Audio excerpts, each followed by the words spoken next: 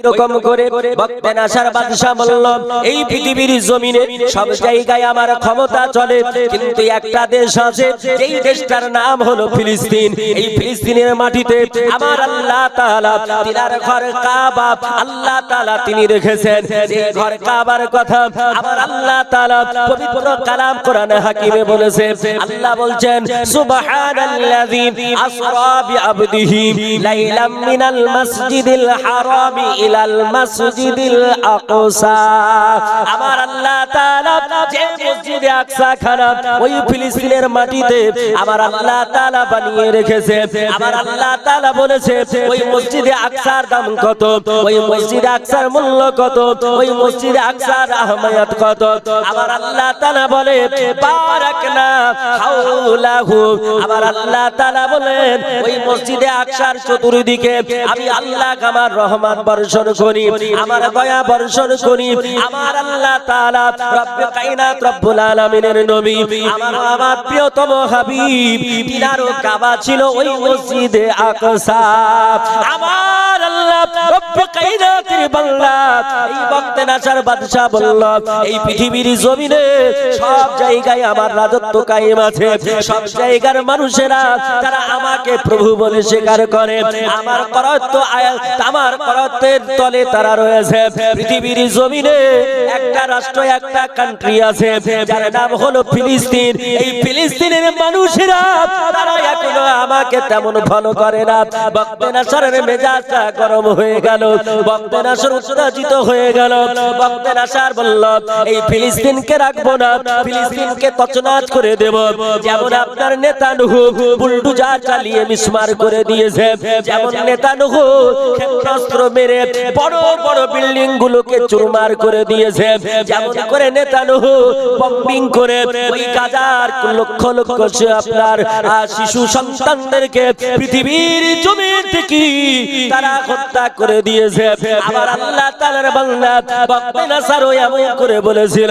শুধু বক্তে নাসার নয়, এই পৃথিবীর জমিনে অনেক এইরকম আপনার কুখ্যাত এমন ব্যক্তি পৃথিবীর জমিনে এসেছিল।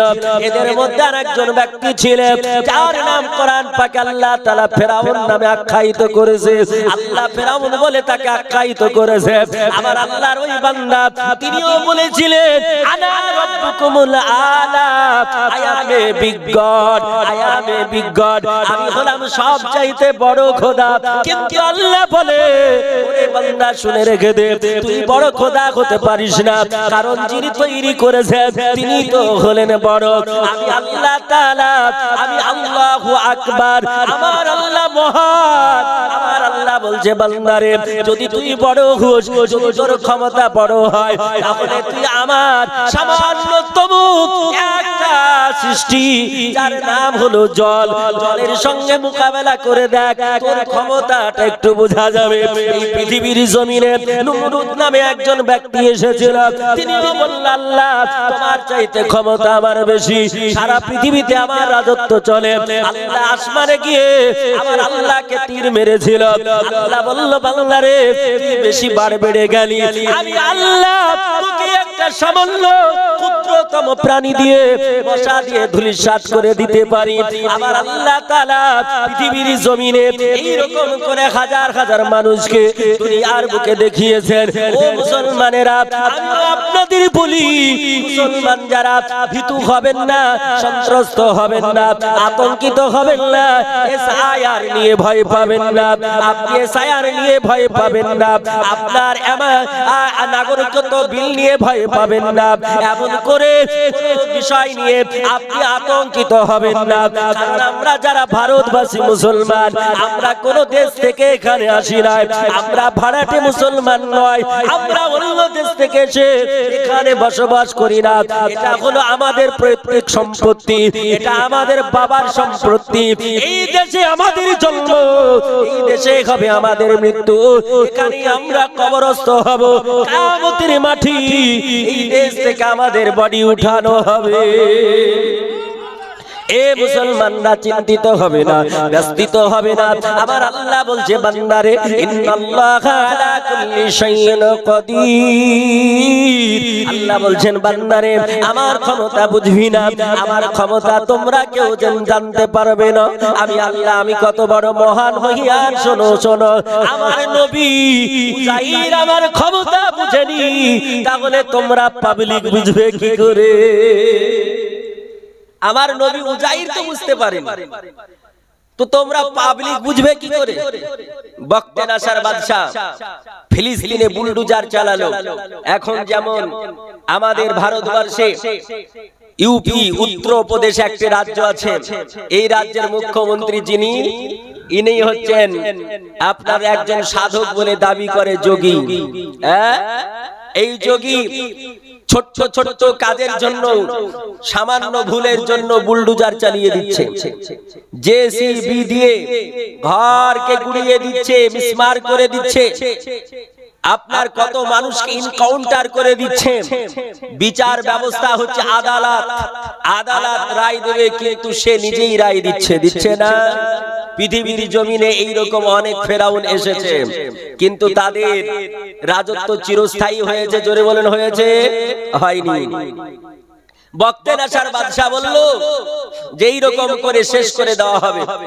যেমন ভারতবর্ষে আপনার কিছু কুচক্রকারী তারা চক্রান্ত করছে যে ভারতবর্ষের মুসলমানদেরকে আমরা 1/3 অংশ মেরে দেব, 1/3 অংশকে আমরা গোলাম বানাবো, চাকর বানাবো, আর 1/3 অংশকে ডিটেনশন ক্যাম্পে ঢুকিয়ে দিয়ে আমরা সেখানে পচিয়ে মারবো। এই আইনটা ভারতবর্ষের মুসলমানের উপরে এখন তারা চালানোর চেষ্টা করছে। এটা নতুন বুদ্ধি নয়, আপনি শুনে রাখুন, এটা নতুন বুদ্ধি নয়, এটা নতুন যুক্তি নয়। এই যুক্তিটা আজ থেকে হাজার হাজার বছর পূর্বে, কয়েক হাজার বছর পূর্বে বক্তে নাসার আইনটা লাগু করেছিল। বক্তে নাসার বাদশা ফিলিস্তিনের মুসলমানদেরকে, আল্লাহওয়ালা ব্যক্তিদেরকে 1/3 অংশ কতল করে দিয়েছিল, হত্যা করে দিয়েছিল, 1/3 অংশকে চাকর কৃতদাস বানিয়েছিল, আর 1/3 অংশকে ডিটেনশন ক্যাম্পে ঢুকিয়েছিল। সেই চক্রান্ত আজকের নয়, হাজার হাজার বছর পূর্বেকার কথা, সেটা এখন লাগু করতে চলছে। মুসলমান, আপনাই বলবো, যদি আপনি আল্লাহওয়ালা হন, নবীওয়ালা হন, আপনার ঈমান যদি তাজা থাকে, আপনি যদি সঠিক মানব হন, আপনাকে কেউ আপনার এক প্রশংসা পর্যন্ত উঠাতে পারবে না, ইনশাআল্লাহ। মুআজ্জাজ মুহতারাম, হযরতে উযাইর আলাইহিস সালামের জামানায় বক্তে নাসার বাদশা বিশাল বড় শহরকে গুড়িয়ে দিল। যেমন গাজা খান ইউনিসকে গুড়িয়ে দেওয়া হয়েছে, এই রকম করে গুড়িয়ে দিল, মিসমার করে দিল। রক্তের স্রোত রাস্তায় বইতেছে, ফলের বাগানগুলোকে তছনছ করে দেওয়া হয়েছে। হযরত উযাইর আলাইহিস সালাম, তিনি তখন তিনার 40 বছর বয়স, তিনি একটা গাধার পিঠে চেপে ওই রাস্তা দিয়ে সফর করছেন। তিনি চলছেন, যেতে যেতে দেখছেন পুরো বিশাল বড় শহর শেষ হয়ে গেছে, তছনছ হয়ে গেছে। জনশূন্য এলাকা, কোন জায়গায় কোনো জনগণ নেই, মানুষ নেই, বাগানগুলো মিসমার করে দেওয়া হয়েছে। আল্লাহর নবী হযরত উযাইর আলাইহিস সালাম মনে মনে বললেন আল্লাহ তাআলাকে আল্লাহ, আর মনের কথা আল্লাহ জানে কি জানে না? জোরে বলুন। আল্লাহ কোরআনে বলছেন, আপনি বলতে পারেন হোয়াট ইজ দা ডকুমেন্ট? আমার আল্লাহ তাআলা রব্বুল কায়নাত রব্বুল আলামিন বলছেন, পবিত্র কালাম কোরআন খোলো। আল্লাহ বলছেন, আল্লাহু আলাম বিজাতিস সুদূর। আল্লাহ তাআলা বলছেন, বান্দারে, আমি আল্লাহ তাআলা রব্বুল কায়নাত রব্বুল আলামিন তোমাদের মনের খবর রাখি, তোমাদের হৃদয়ের খবর রাখি, তোমাদের হৃদয়ের অসওয়াসাটাকেও আমি আল্লাহ জানি। পৃথিবীর কোনো মেশিন নেই, পৃথিবীর পৃথিবীর কোনো যন্ত্র নেই যেটা তোমার মনের খবর বলে দিতে পারে, তোমার মনের কথা বলে দিতে পারে, কিন্তু আমি আল্লাহ তোমার মনের খবরটা রাখি। আমার আল্লাহ তাআলা তিনার নবী হযরত উযাইর আলাইহিস সালাম আমার আল্লাহ তাআলাকে বললেন, আল্লাহ গো, এত সুন্দর এলাকা, এত সুন্দর শহর, এত সুন্দর বড় বড় বিল্ডিং গুলো গো মাওলা, সব মিসমার করে দেওয়া হয়েছে, সব গুড়িয়ে দেওয়া হয়েছে, জনগণকে, মানুষকে, তোমার বান্দাদেরকে এমন করে হত্যা করা হয়েছে। ওগো আমার আল্লাহ, এই সুন্দর শহরখানা ফিলিস্তিন, এত সুন্দর শহর, এই শহরটা আবার কি পুনর্নির্মাণ হবে? আল্লাহ গো, আবার পুনর্গঠিত হবে? আল্লাহ গো, আবার নতুন ভাবে শহরটা গড়বে নাকি? আল্লাহ, এই শহরটা গড়বে তো গড়বে কি করে, যেখানে মানুষ নেই, জন নেই, কেমন করে গড়তে পারে? আমার আল্লাহর নবী তিনি মনে মনে এগুলো চিন্তা ধারণা শুরু করেছেন, মনের মধ্যে পরিকল্পনা করতেছেন। আমার আল্লাহ বললেন, নবী উযাইর আলাইহিস সালাম, আল্লাহ বলতেছেন, নবী তুমি কি এটা দেখতে চাও নাকি? তুমি কি এটা জানতে চাও নাকি? আমার আল্লাহর নবী উযাইর আলাইহিস সালাম শুধু এটা বলেন না, আল্লাহর নবী হযরত ইব্রাহিম খলিলুল্লাহ তিনিও আমার আল্লাহ তাআলাকে বলেছিলেন, আল্লাহ গো, তুমি কেমন করে এমন করে মৃত্যুকে জীবিত করো? আল্লাহ তাআলা রব্বে কায়নাত রব্বুল আলামিন তিনার নবীরা আল্লাহকে জানতে চেয়েছিলেন। আল্লাহর নবী উযাইর আলাইহিস সালামের মনের খবরখানা আমার আল্লাহ তাআলা জেনে গেলেন। আমার আল্লাহ বলছেন, আমার নবীকে আমি প্র্যাকটিক্যালে দেখাবো। থিওরিক্যালের চাইতে প্র্যাকটিক্যালের দাম বেশি না কম? বেশি। আপনি কম্পিউটার পড়েছেন, কম্পিউটারে আপনি ধরুন ডিপ্লোমা করেছেন, সার্টিফিকেট আছে, আর আরেকটা ছেলে ডিপ্লোমা করেনি কিন্তু কম্পিউটার সম্বন্ধে অভিজ্ঞ, কম্পিউটার খুব সুন্দর চালাতে পারে। কোম্পানিতে যদি জব হয় তো আপনার ওই সার্টিফিকেট, বড় বড় সার্টিফিকেটের কোনো দাম নেই। যার অভিজ্ঞতা আছে, যার ট্যালেন্ট আছে, তার মূল্য আছে, ঠিক কি না? ঠিক বলছি তো? আমার আল্লাহ তাআলা রব্বে কায়নাত রব্বুল আলামিন আমার মাওলা তাআলা আল্লাহ বললেন, উযাইর নবী তোমাকে থিওরিক্যালে নয়, তোমাকে আয়াত দিয়ে বোঝাবো না, আমি তোমাকে কোনো কথা দিয়ে বলবো না। আমার আল্লাহ তাআলা ফাইনাল ডিসিশন নিলেন। আমার আল্লাহ বললেন, আমি তোমাকে প্র্যাকটিক্যালে দেখাতে চাই। আমার আল্লাহর নবী উযাইর আলাইহিস সালাম তিনি আপনার গাধার পৃষ্ঠে চেপে চলতে শুরু করলেন। চলতে চলতে আল্লাহর নবী উযাইর আলাইহিস সালাম তিনি ক্লান্ত হয়ে পড়লেন। আপনি আমি যখন কোন যানবাহনে ট্রাভেলস করি, যখন যানবাহনে আমরা কোথাও যাতায়াত করি, আমরা এলে যাই কিনা? গত পরশুদিন আমরা কত ঘন্টা প্রায় মানে কটায় চেপেছিলাম?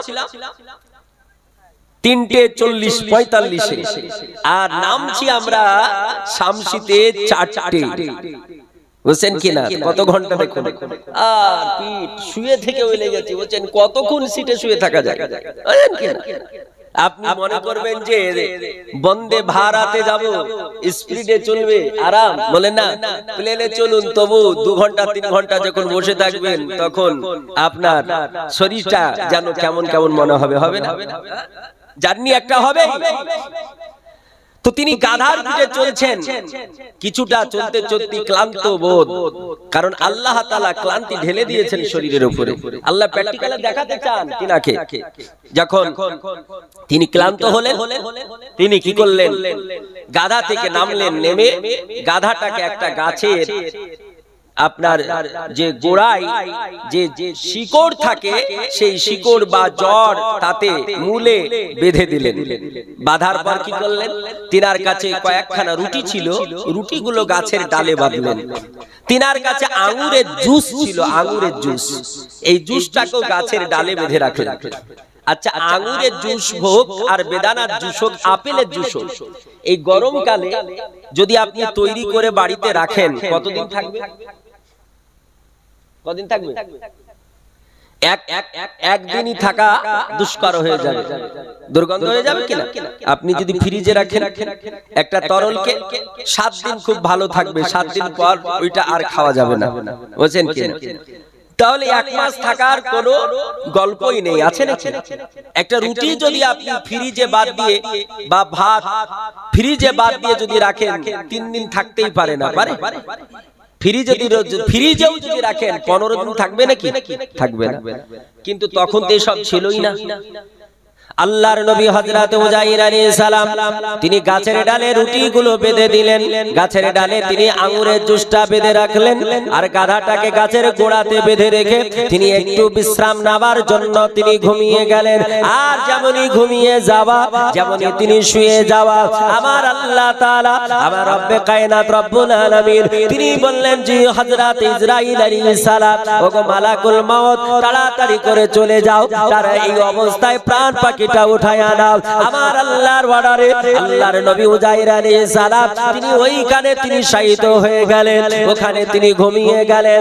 আমার আল্লাহ তাআলা, আমার রব্বে কায়নাত রব্বুল আলামিন তিনার মনের প্রশ্ন খারাপ, তিনি বাহ্যিক দৃষ্টিতে দেখাতে চান তিনার মনের প্রশ্ন খারাপ। আমার আল্লাহ তাআলা প্র্যাকটিক্যালে দেখাতে চান, আমার আল্লাহ তাআলা তিনি প্র্যাকটিক্যালে প্রমাণ দিতে চান। আমার আল্লাহ তাআলা তিনি তিনাকে আলাইহিস সালামকে যখন ঘুমিয়েছিলেন, তিনি ঘুমে যখন বেভোর হয়েছিলেন, তিনি যখন গাছের নিচে তিনি শায়িত অবস্থায় তিনি ছিলেন, ওই টাইমটা ছিল জোহরের সময়। কেউ বলেছে আসরের পূর্ব মুহূর্ত, আর কেউ বলেছে আসরের ঠিক একটু পরে পরে, এই রকম সময়ে তিনি ঘুমিয়ে গেলেন। আমার আল্লাহ তাআলা, আমার রব্বে কায়নাত রব্বুল আলামিন তিনাকে আবার আমার আল্লাহ তাআলা জাগিয়ে দিলেন। আবার আল্লাহ তাআলা তার ঘুমটা ভাঙিয়ে দিলেন। যখন তিনি ঘুম ভেঙে উঠলেন, তখন দেখা গেল সূর্যটা ঠিক আপনার মাথার উপরে ছিল। আল্লাহ তাআলা এবার ডাক দিয়ে বলেন, আবার আল্লাহ বলছেন উযাইর, আবার আল্লাহ তাআলা বললেন ক্বালা কাম লাবিস্তা। আবার আল্লাহ তাআলা বলতেছেন, ওগো উযাইর নবী, তুমি এখানে কতদিন ঘুমিয়েছিলে?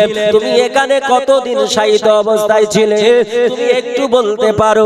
আল্লাহর নবী হযরত উযাইর আলাইহিস সালাম তিনি নিজের জবানে বললেন, আমার আল্লাহ তাআলা তিনার কথা কোরআন শরীফে তিনি কোট করে দিলেন। তিনি বললেন, আল্লাহ গো ক্বালা লাবিস্তু, আল্লাহ তাআলার নবী বলতেছেন ক্বালা লাবিস্তু ইয়াওমান আও বাজা ইয়াউমিন। ওগো আমার আল্লাহ তাআলা, ওগো আমার পরওয়ারদিগারে আলাম মাওলা, আমি এইখানে বেশিক্ষণ ঘুমাই নাই, আমি এইখানে মাত্র একটা দিন ঘুমিয়েছি, একটা দিন ঘুমিয়েছি বা একটা দিনের অর্ধ সময় ঘুমিয়েছি।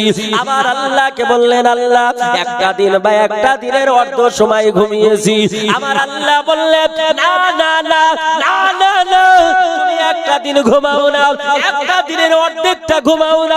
আল্লাহকে বললেন, আল্লাহ তাহলে কতদিন ঘুমিয়েছি? আল্লাহ তুমি একটু বলে দাও।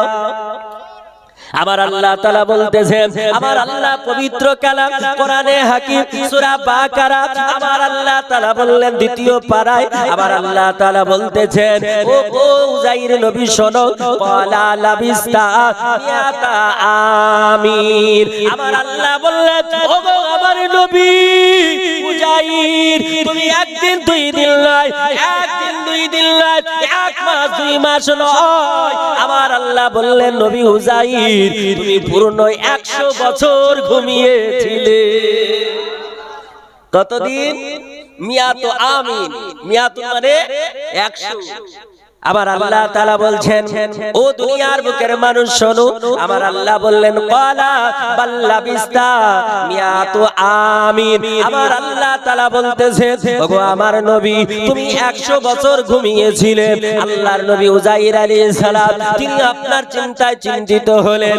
আমার আল্লাহকে বললেন, আল্লাহ গো এই তো সবেমাত্র ঘুমালাম, এই তো দুপুর বেলায় ঘুমালাম, আর আসরের পূর্ব মুহূর্তে উঠে গেলাম। আল্লাহ 100 বছর কি করে হলো? 100 বছর কিভাবে গেল? আল্লাহ আমি কিছুই বুঝতে পারলাম না। আমার আল্লাহ তাআলা ডাক দিয়ে বলতেছে, ও আমার নবী আলহামদুলিল্লাহ তাআমিকা ওয়া শারাবিকা। আমার আল্লাহ বললেন, ও আমার নবী ফানজুর নাজারা ইয়ানজুর নাজরান মানে দেখনা, দেখা। আমার আল্লাহ তাআলা রব্বে কায়নাত রব্বুল আলামিনের নবী তিনি বলছেন ফানজুর, আমার আল্লাহ তাআলা বলছেন নবী আপনি দেখুন আল্লাহ তাআলা বলে ফানজুর ইলা তাআমিকা ওয়া শারাবিকা আমার আল্লাহ বললেন তোমার খাদ্যের দিকে দেখো তোমার পানাহারের দিকে দেখো আল্লাহ তাআলা বলছেন নবী গো তোমার খাবারটা এখন দেখো তোমার পানাহারটা দেখো আল্লাহর নবী উজাই আলাইহিস সালাতু তাসলিম তিনি খাবারটা দেখার জন্য গাছ থেকে রুটিটা পাড়লেন যেমন রুটি ছিল তেমনই টাটকা টাটকা উষ্ণ উষ্ণ ভাব দেখা যায় আল্লাহর নবী উজাই আলাইহিস সালাম তিনি আঙ্গুরের জুসটা দেখলেন তখন মনে হয় টাটকা টাটকা মনোভাব হয় আমার আল্লাহ তাআলা রব্বুল কায়নাত রব্বুল আলামিন তিনার নবী উজাই আলাইহিস সালাম তিনার মনে ডাউট হলো তিনার মনে সন্দেহ জাগলো তিনার মনে সংশয় জাগলো বলো গো আমার আল্লাহ তাআলা আমি যদি 100 বছর ঘুমাই তাহলে আমার খাবার থাকতো না 100 বছর খাবার থাকবে এক মাস থাকবে না সব কোথায় হারিয়ে যাবে 100 বছর পরে খাবার যেমন তেমনই আছে জুস যেমন তেমনই আছে আল্লাহ বলছেন খাবার এবং পানাহার লাম ইয়াতাসান্না সেগুলো কিছুই হয়নি যেমন তেমনই আছে ওনার মনে আরো ডাউট জাগলো সন্দেহ জাগলো যে আল্লাহ তাহলে 100 বছর কি করে ঘুমাই তুমি যে বলছো যে মিয়াতা আমিন তুমি 100 বছর এখানে শুয়েছিলে তা কি করে হয় আপনাদের আমাদের মনে সন্দেহ জাগবে কিনা জোরে বলুন জাগবে আমার আল্লাহ পাক রব্বে কায়নাত রব্বুল আলামিন আমার মহান মহিয়ান রব্বে কায়নাত রব্বুল আলামিন আমার আল্লাহ তাআলা রব্বে কায়নাত রব্বুল আলামিন বলছেন উনজুর ইলা হিমারিকা আমার আল্লাহ তাআলার নবী তিনি বললেন ওগো আমার নবী উজাইর আলাইহিস সালাম এবার তোমার গাধার দিকে লক্ষ্য করো তোমার যানবাহনের দিকে লক্ষ্য করো তোমার গাধাটা দেখো আল্লাহর নবী উজাইর আলাইহিস সালাম গাধাটা গাছের জড়ে গাছের শিকড়ে মূলে বেঁধে রেখেছিলেন তিনি অনেক চেষ্টা করলেন খুঁজে খুঁজে পেলেন না বলে আল্লাহ গো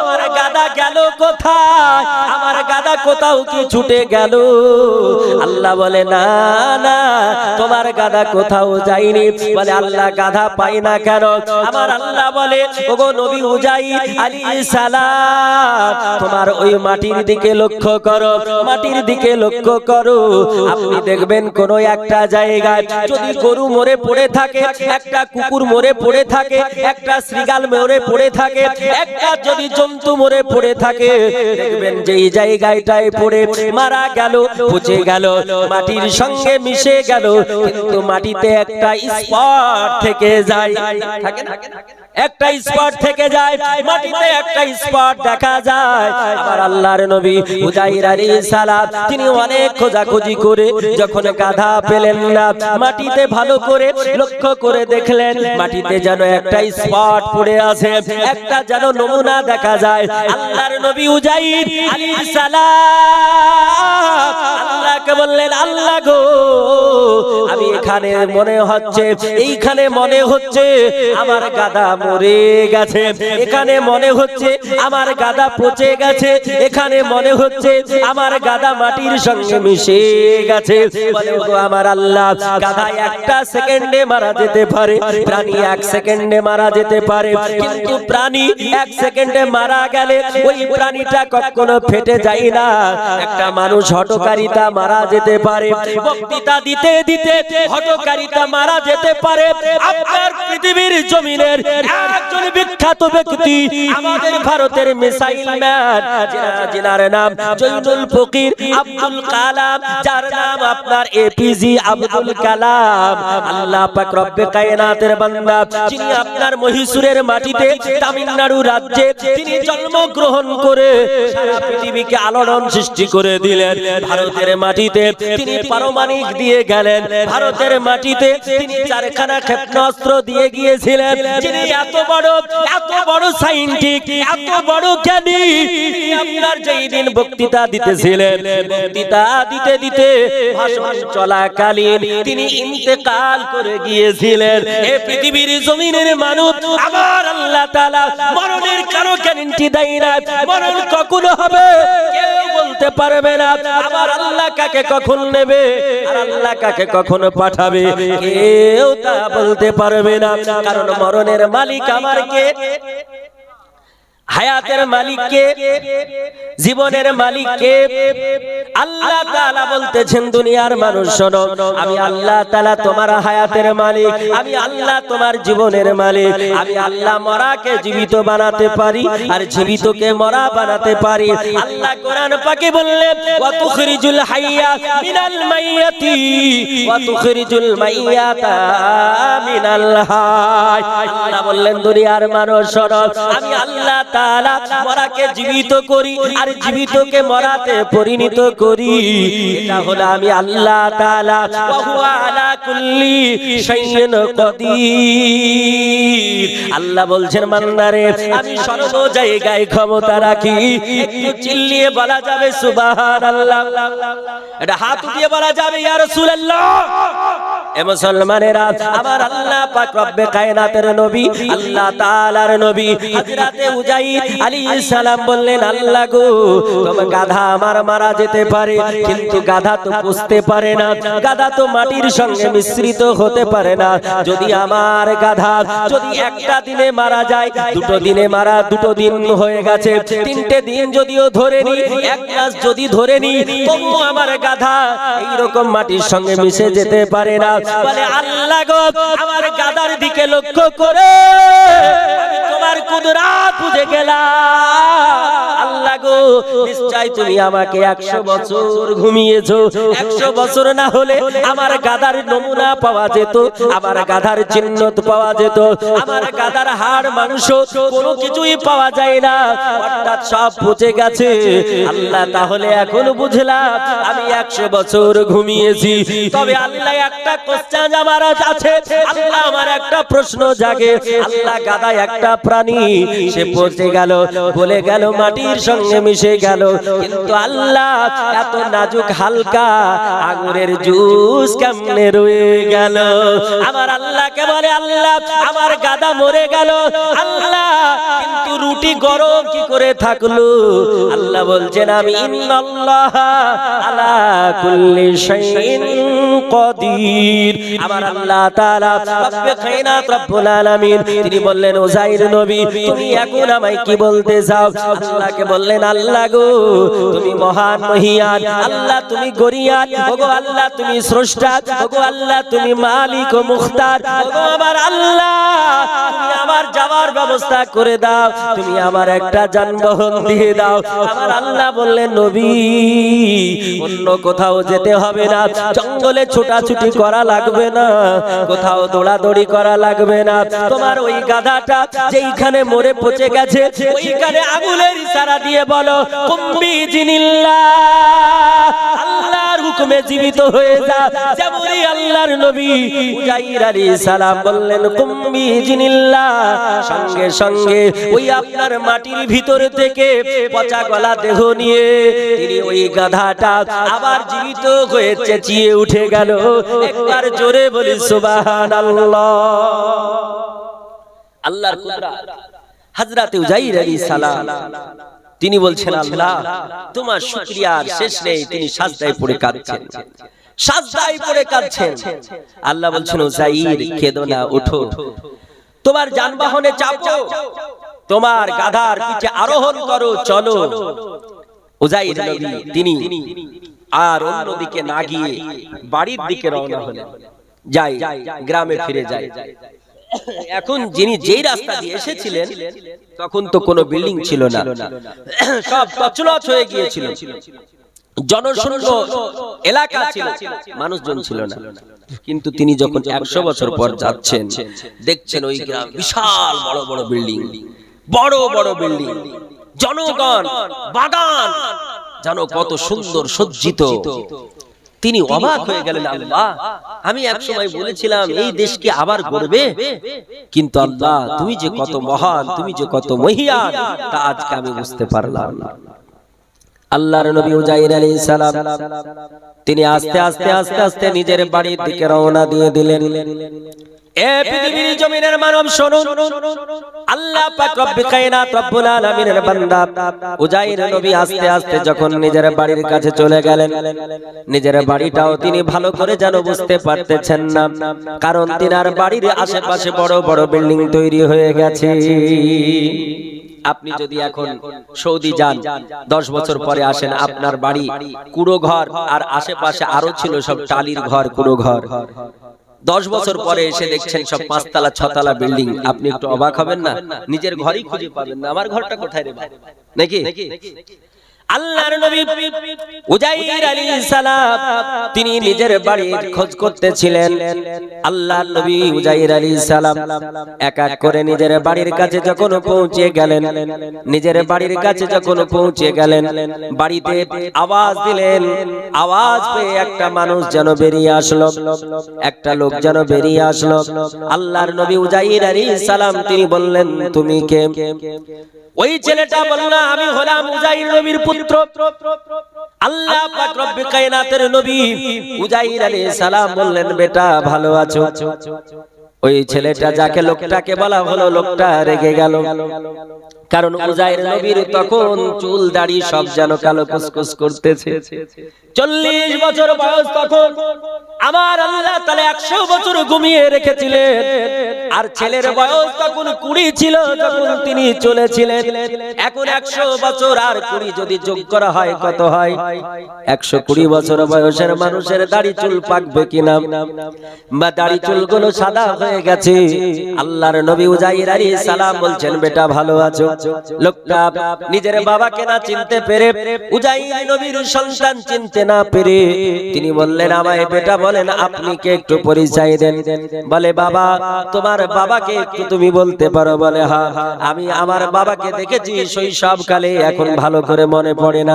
আমার বাবা তিনি আল্লাহর একজন নবী উজাইর আলাইহিস সালাম, তিনি আজ থেকে 100 বছর আগে কোথায় চলে গেছেন, না পৃথিবীর জমিন থেকে চলে গেছেন আমাদের জানা নেই। আমরা বাবার শোকে শোকাহত হয়ে আমরা কতদিন কেঁদেছি, কিন্তু এখন আমাদের মনে আল্লাহ সবর দিয়ে দিয়েছে, ধৈর্য দিয়েছে, আমরা বাবার কথা ভুলে গিয়েছি। আল্লাহর নবী উজাইর আলাইহিস সালামের সঙ্গে বাপ এবং পুত্রের কথা হতেছে। এমন অবস্থায় ওই বাড়ি থেকে আর একজন বৃদ্ধা মহিলা বেরিয়ে আসলো। এই মেয়েটা ছিল উজাইর নবী আলাইহিস সালামের আপনার পরচারিকা, কর্মচারী। আল্লাহর নবী উজাইর আলাইহিস সালামের বাড়ির কৃতদাসিনী পরচারিকা এই মেয়েটা বেরিয়ে আসলো। আল্লাহর নবী উজাইর আলাইহিস সালামকে দেখার সঙ্গে সঙ্গে তিনি চিনে নিয়েছেন। বললেন, ওগো আল্লাহর নবী, ওগো আমাদের নবী উজাইর আলাইহিস সালাম, আপনি কেমন আছেন? কোথায় এতদিন ছিলেন একটু বলুন। আল্লাহর বান্দা তিনার সন্তান বলল, এক আমাদের বাড়ির পরচারিকা, তুমি একে কে তুমি চিনো? বলে, হ্যাঁ হ্যাঁ ইনাকে আমরা চিনি, ইনি হচ্ছেন তোমার বাবা, তোমার পিতা উজাইর আলাইহিস সালাম, ইনি হচ্ছেন আমাদের সময়কালের নবী।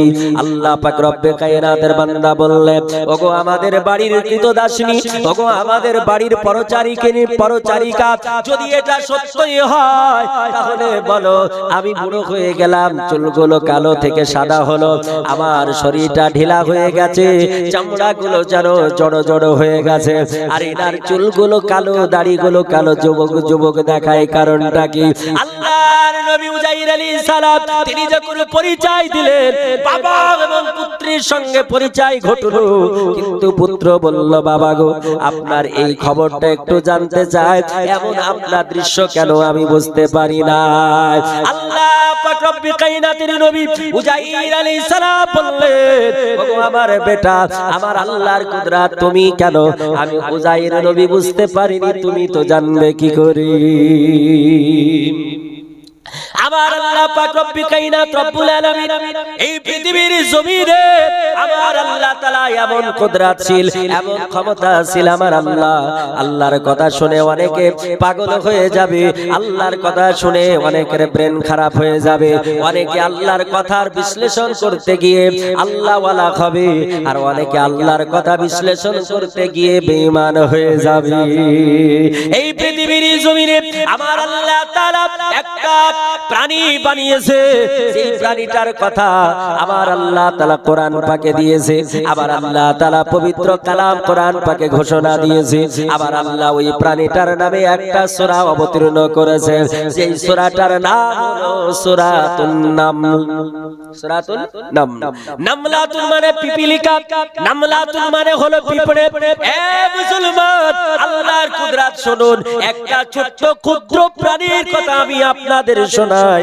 আমার আল্লাহ কত ক্ষমতাশালী শুনুন আবার আল্লাহ তাআলার নবী হযরত সুলাইমান আলাইহিস সালাম যাকে আমার আল্লাহ তাআলা সারা পৃথিবীর বাদশা বানিয়েছিলেন আপনাই বলেছি সারা দুনিয়া শাসন করেছে চারজন ব্যক্তি দুইজন হলো আল্লাহ ওয়ালা আল্লাহর প্রিয়তম বান্দা তাদের মধ্যে একজন হলো হযরত সুলাইমান আলাইহিস সালাম আল্লাহর নবী সুলাইমান আলাইহিস সালাম দ্বিতীয়জন আল্লাহ পাক রব্বুল কায়নাতের প্রিয়তম বান্দা যার নাম হযরত জুলকারনাইন জোরে বলে সুবহানাল্লাহ এ মুসলমানেরা আল্লাহর নবী সুলাইমান আলাইহিস সালামকে আল্লাহ তাআলা এত ক্ষমতা দিয়েছিলেন এই পৃথিবীর জমিনে আমরা যখন কোথাও যেতে চাই এই কিছুদিন আগে ত্রিপুরা গিয়েছিলাম জলসায় ত্রিপুরা আগরতলা ফ্লাইট ছিল আমার বুঝছেন কিনা কলকাতা থেকে আগরতলা যখন গেলাম আবার কলকাতা থেকে আসামে যখন যাই এই ফ্লাইটে যখন যাই 1 ঘন্টা সময় লেগে যায় 1 ঘন্টা 20 মিনিটও লাগে আগরতলা আপনার 35 থেকে 40 মিনিট সময় লাগে একটা রাজ্য থেকে আরেকটা রাজ্য যেতে ফ্লাইটে করে প্লেনে করে এতটা সময় লাগে এখন যদি আপনি ভারতের মাটি থেকে কলকাতা নেতাজি এয়ারপোর্ট থেকে যদি আপনি আমেরিকা যেতে চান কত সময় লাগবে এ মুসলমান আরো যদি যেতে যান আপনার এয়ারপোর্ট থেকে এই কলকাতা এয়ারপোর্ট থেকে জেদ্দায় যদি আপনি নামেন প্রায় 6 থেকে 6.5 ঘন্টা লেগে যাবে কিন্তু আল্লাহ পাক রব্বে কায়নাতের নবী হযরত সুলাইমান আলাইহিস সালাম তিনি যখন মনে করতেন ভারত থেকে আমেরিকা যাব আমেরিকা থেকে ভারতে আসব বা ভারত থেকে আমি German Japan highland Thailand Greenland Finland যাব হল্যান্ড যাব নবী উজাইর আলাইহিস সালাম যেখানে আপনার প্লেনে যেতে ঘন্টার ঘন্টা সময় লাগবে আল্লাহর নবী উজাইর আলাইহিস সালাম আল্লাহর নবী হযরত সুলাইমান আলাইহিস সালাম শুধু চোখটা বন্ধ করতেন আর চোখটা বন্ধ করে খুলতে যতটা সময় এক দেশ থেকে আরেক দেশে পৌঁছে যেতেন জোরে বলি সুবহানাল্লাহ আমার আল্লাহর নবী হযরত সুলাইমান আলাইহিস সালাম তিনি কিন্তু একটা দিন নিজের সৈন্য সামন্ত নিয়ে তিনি সেই দিন সরজমিনে চলতেছিলেন সরজমিন দিয়ে চলতেছিলেন তিনি মরুভূমি দিয়ে যেতে যেতে এমন একটা জায়গায় পৌঁছালেন আল্লাহর নবী হযরত সুলাইমান আলাইহিস সালাম একটা জায়গায় মরুভূমির একটা এমন জায়গায় পৌঁছালেন সেখানে আল্লাহর নবী সুলাইমান আলাইহিস সালাম তিনি মুচকি মুচকি হাসলেন আল্লাহর নবী সুলাইমান আলাইহিস সালাম তিনি যখন মুচকি হাসলেন আল্লাহর নবী সুলাইমান আলাইহিস সালাম তিনার সঙ্গে সাথীরা জিজ্ঞেস করলো তিনার সাহাবায়ে কেরাম তিনারা জিজ্ঞেস করলেন হুজুর হঠকারিতা চলতে চলতে আপনি মুচকি হাসলেন কেন আমরা একটা জায়গায় যদি 10 জন বসে থাকি 10 জন বসে গল্প করছি করতে করতে একজন যদি আপনার ঠিক করে হেসে ওঠে তা আপনার 9 জন বলবে না ভাই হাসলি কেন বলবে কি বলবে না কারণটা কি কি কারণে হাসলি বল জিজ্ঞেস করবে তো ওনারা সাহাবায়ে কেরাম জিজ্ঞেস করলেন হুজুর আপনি হাসলেন কেন কারণটা বলুন হঠকারিতা এখানে আপনি কোনো কিছু দেখেননি আশ্চর্যমূলক কোনো জিনিস দেখেননি তারপর আপনি হাসলেন কেন আশ্চর্য কোনো জিনিস দেখলে তবেই হাসবেন তাই না আর আশ্চর্য জিনিস দেখলে আমরা সুবহানাল্লাহ বলি কিনা? সুবহানাল্লাহ যেখানে সেখানে বলতে হয় না। অনেক বক্তা ওয়াজ করছে কারবালার প্রান্তরে আল্লাহর মনোনীত বান্দা হযরতে হুসাইন রাদিয়াল্লাহু তাআলা আনহু তিনাকে জবে করে দিল, বলুন সুবহানাল্লাহ। আর লোকও বলছে সুবহানাল্লাহ, বুঝেন কি? জবাই করে সুবহানাল্লাহ, বুঝেন কি?